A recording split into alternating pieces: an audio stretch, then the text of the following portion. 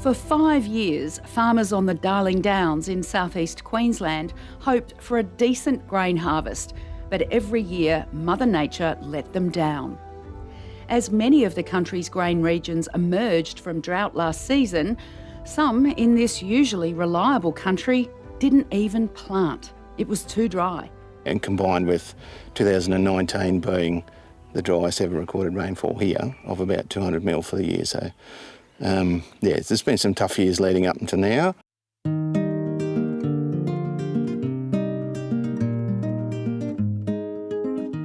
This season is different. Harvest is set to be a bin buster. The winter crop at the moment is looking fabulous. We've been getting weekly rainfall events of 10 to 15 mil, but one a couple of weeks ago we had 30 to 40 mils. So the sky is the limit for the crops at the moment. There's no crops under there, like it's just pure mud. Brendan's rule of thumb is it takes 2 good years to recover from 1 drought year. Pretty close together, but it's just pure mud. So this mud means money and a chance to recover from a run of tough seasons. It's going to be critical to get this winter crop off, which at the moment could be a record crop, we don't know, but it's going to be incredibly valuable to not only the farmer's back pocket, but to the nation's back pocket as well. Brendan owns his own header and his dad Jeffrey will be helping at harvest. But growers who rely on contract harvesters are starting to worry. Their opportunity to bank a big one is under threat due to a critical shortage of harvest workers.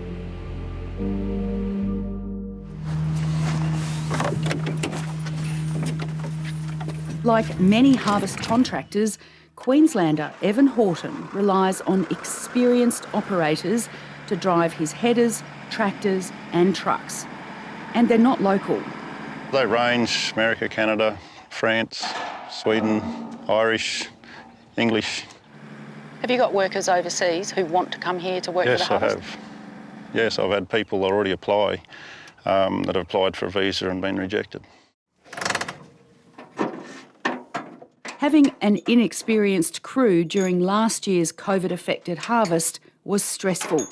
Evan started with 12 workers and ended with 5. It was an absolute nightmare and disaster. It didn't go well. I couldn't fix the stuff fast enough as they would break it. And you go from running a business to trying to hold everything together. You've got 4 headers. Were they all in use last year? At the end, we had to park one. We didn't have anyone to sit in it. What does that mean for you financially? Oh, it's cost us a fortune. It just cost us an absolute fortune with, you come out of drought and then you have a season where, we can make up and then we're tired again. Evan finished the season so mentally unwell, he left the business for 3 months. He has 4 harvesters, but doesn't know how he'll crew them. How many workers do you need and how many have you lined up? I've got one that's working for me now and I've got about 12 to go. He wants the federal and state governments to do something, anything, to help. If actors can fly in for Australia's economic benefit, he asks why not essential farm workers? I don't see why not. For everyone that's essential that you put food on your plate, that's what we do, is we the process before that. So I think it's absolutely essential. In Western Australia, the shortage is dire, with estimates it will be 1,000 skilled workers short. There's just not the people in Australia who have those skills and experience to really operate that machinery the way it needs to be operated and safely. Time is of the essence. We've only really got a few weeks, maximum left. Otherwise, it's just going to be too late. What frustrates Mick Fells is WA is looking at a record crop. Without the workers, losses could be over $1 billion. Once grain is ripe on the stalk, it starts deteriorating. It becomes overripe and the quality goes down and the yield goes down. Workers who'd normally come to Australia tell him they've given up to go to New Zealand. because unlike Australia, New Zealand is actively promoting harvest jobs to these workers because they understand the value of the crop to their economy. We've been dragging the chain in Australia saying it can't be done. Riverina-based contract harvester Rod Gribble recently asked fellow contractors about their labour situation. 77% of the members responded, which is unheard of, and out of 70% of those said they just can't get enough staff, they can't find hardly anyone. And some of the bigger ones who run, 5, 6, 10 machines, they've been advertising for months and they're just getting nothing. There's just no one, well, unless you're a celebrity or a football team or something like that, you can't get into the country. The industry is desperate for a lifeline, and only the politicians can throw it to them.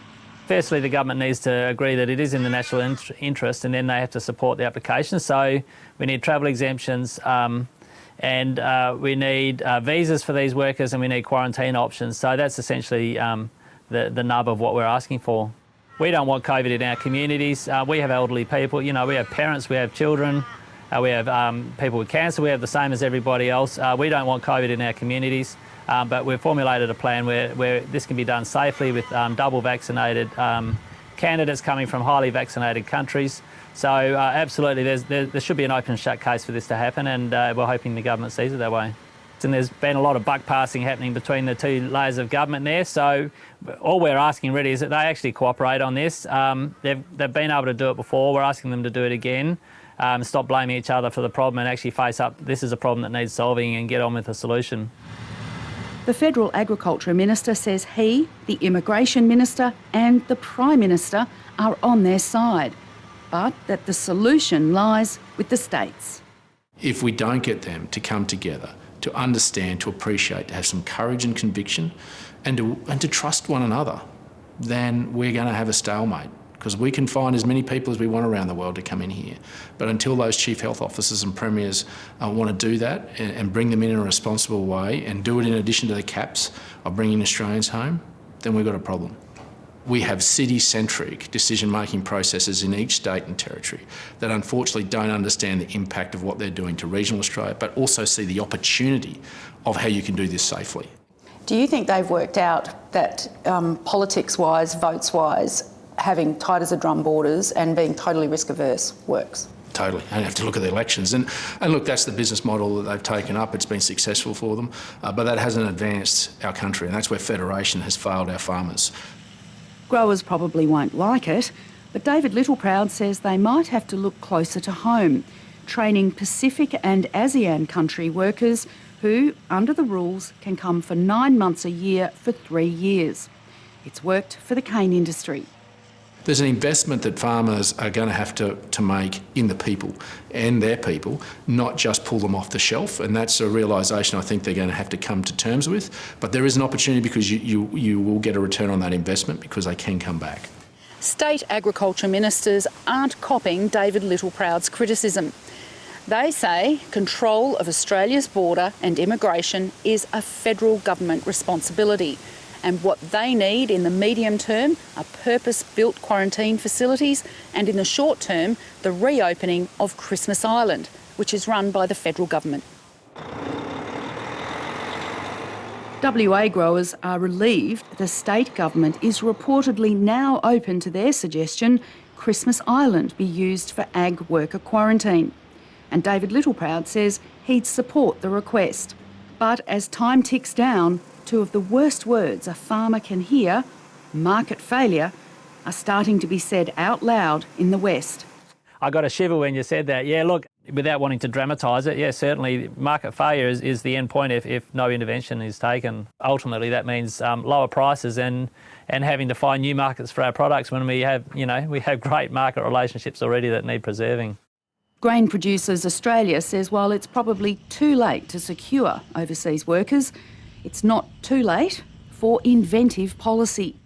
We've got to start looking internally, and I feel that it's probably well overdue for us not to have a roundtable discussion with the Federal Ag Minister, the State Ag Ministers. Andrew Wiedemann says grey nomads with heavy machinery skills are an underused asset. The reality is they need some tax breaks to try and make sure that they can help the farmers, because a lot of them are obviously living on their retirement funds, etc. And if we can make sure that they get some level of benefit to help them, then that's where the federal government can act. He says students could be freed up if universities tweaked semester dates. But the federal government's not off the hook. Industry says it can fast-track foreign workers by adding ag machinery operator to its priority migration skilled occupation list. Absolutely, we would love to be able to see them on the visa category there, but also around that transport industry as well, so truck drivers, we'd love to be able to see on there as well. WA grain giant CBH, Australia's largest bulk grain handler and marketer, says lobbying must intensify. I think we're doing it as a sector and we're going to have to up the ante and moving on a bit quicker, I think. While farmers and contractors fret about the harvest, the whole industry is worried about what happens after that. In WA, once the grain's in the bin, it's CBH's job to deliver it to customers by road, by train, by ship. I believe CBH is short of 20 train drivers and hundreds of truck drivers. Instead of taking 4 days to fill a ship, it's taking somewhere between 15 and 30 days to fill a ship. And at $25,000 a day demurrage for that ship to be sitting on anchor in the harbour, you know, and that's in addition to the sort of $200 or $300 million of losses that we've already mentioned. So it just stacks up, you know, like dominoes. It's huge. CBH has never faced such an acute labour shortage. At risk, selling into a critical 6-month window before the Black Sea crop is harvested. You can see a reduction of $25 to $30 a tonne if it doesn't get out in that period. So if we don't have the train and the truck drivers there, you see a real loss of value for growers and for the state. As well as skilled workers, CBH needs 2,000 casuals for harvest. It's working on a campaign to attract new staff, but ultimately, a big part of it that we're starting to talk to government about is how do we get that targeted skills migration back into the country as well.